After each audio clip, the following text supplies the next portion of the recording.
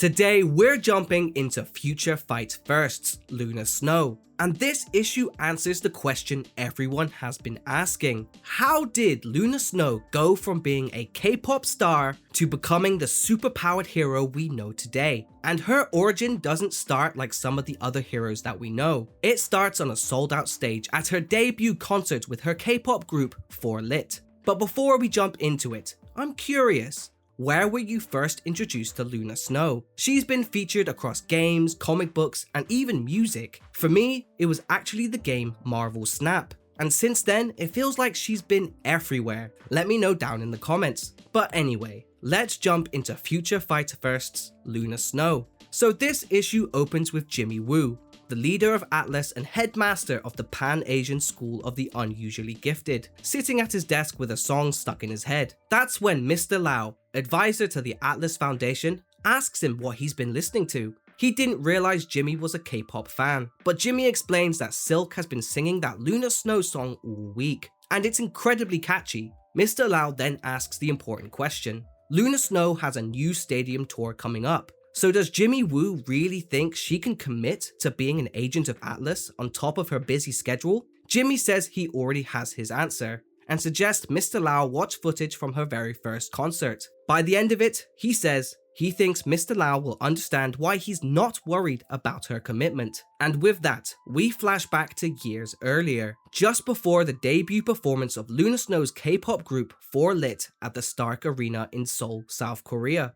Backstage, Luna is rehearsing by herself, and we're introduced to her real name, Seol Hee, with Luna being only her stage name. One of her bandmates, Min Ji, whose stage name is Minnie, tells Seol Hee that she needs to sit down. She says her feet are beginning to hurt just from watching Luna rehearse, but Luna insists she's just going over the steps one more time, just in case. Another band member, Jin So, whose stage name is Jessica, points out that Luna has been practicing all day and all night for months. They all train hard, but Luna treats it like some kind of martial arts discipline. Luna jokes that she wishes it was a martial art. That way, she could then punch her doubts in the face. The fourth and final member, Hae-won, finally comes over and tells Luna she's going to do great, saying her dancing is the strongest in the group. By the end of the night, she says, the crowd will be chanting her name. Even though her bandmates are trying to cheer her up, it's clear Luna is extremely shy and full of self-doubt. She's even hesitant about the name Luna,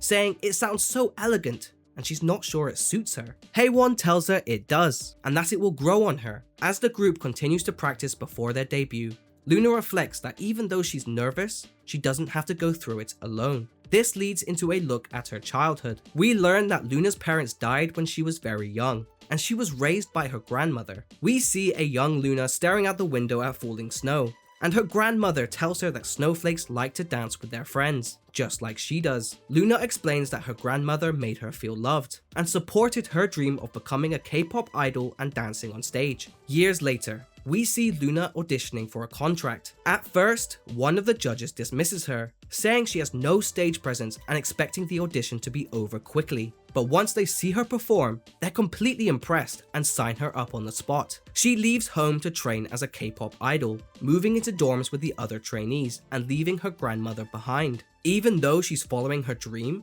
she admits she misses her grandmother terribly. She trains extremely hard, but it isn't easy. She gets picked on by some of the other trainees and feels completely alone. That's when she meets the group who will eventually become 4Lit. They help her up, introduce themselves, and invite her to stick with them. Luna says it felt like she found her second family. We then return to their debut concert. Their manager excitedly tells them it's 15 minutes before showtime, and the crowd is already gathering outside. The group is so popular they've sold out the entire concert, and they're blowing up on social media. Everything seems to be going perfectly. Backstage though, we see the special effects machines prepared for the show. Luna asks if they came from Tony Stark. The manager says not exactly, it wasn't in the budget, but he did find a very reputable retailer, and we see a quick flashback of him agreeing to buy the special effects machines for a great price. A shadowy figure chimes in, saying it's an excellent choice, but reminds them the technology is experimental,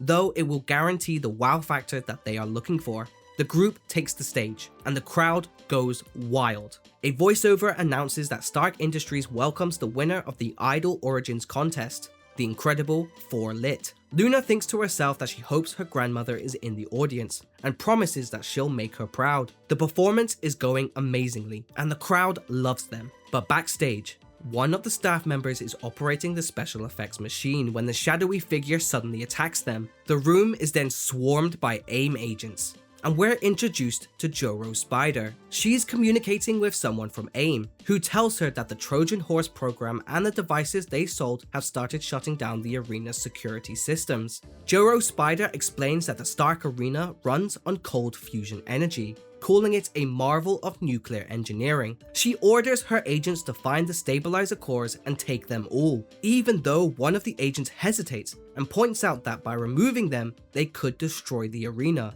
and kill everyone inside. Joro Spider coldly replies that sometimes sacrifices must be made in the name of scientific progress. Out in the crowd, we see Luna's grandmother, who says proudly, "I'm so proud of you." Suddenly, the arena structure begins to fail. Equipment falls from the ceiling, and Luna reacts instantly, pushing Hae-won out of the way of a falling light and saving her from serious injury. Joro Spider announces herself to the crowd, telling everyone to stay calm and follow orders. Luna demands to know who she is and what she wants, but Joro Spider brushes her off and orders her agents to remove the girls. The AIM agents start dragging the band away, but Luna blocks their path, saying she's not afraid of them. Joro Spider takes notice and orders Luna to be brought to her. She tells Luna she's impressed by her courage, and as a reward, she'll let her stay conscious and watch her friends freeze to death in the cryo reactor. Despite Luna begging for them to stop, the agents throw her into the reactor chamber along with her unconscious bandmates. Inside,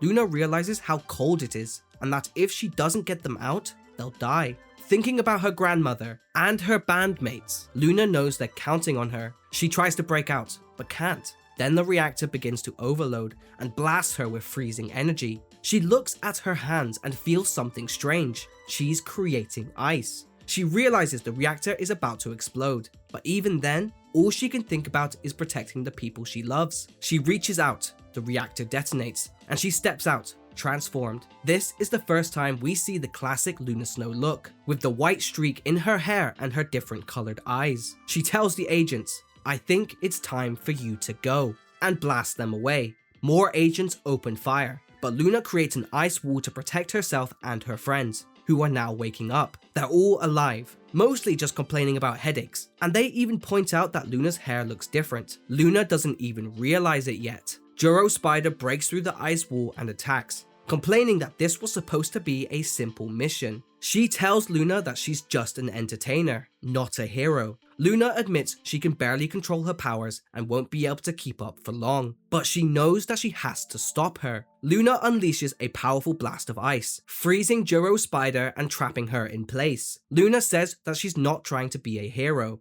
but that doesn't mean that she can't stand up to people like her. Joro Spider has a backup plan. She intentionally overloads her suit and escapes in an explosion. When things finally calm down, Luna realizes she's gone. Luna's manager brings her grandmother over, safe and sound. Her bandmates start talking about her new powers, ice spikes, snowstorms, her new hair and her eyes changing color. When they show her a picture, Luna admits it actually looks kind of cool. The audience cheers, not just for a K-pop star, but for a hero. And just like Hae-won said earlier, by the end of the night, the crowd is chanting Luna's name. And for the first time, Luna Snow feels exactly right. And that's Luna Snow's origin story, all in one issue. Let me know in the comments what you think. Are you a fan of Luna Snow? Would you like to see her featured in more comics and games, and even the MCU? And if you want to see more Luna Snow content, then let me know, because there's a lot more to cover with this character. And if you're still craving more Marvel Comics content, then make sure to check out my Marvel Comics playlists, or check out the rest of my channel where I upload content just like this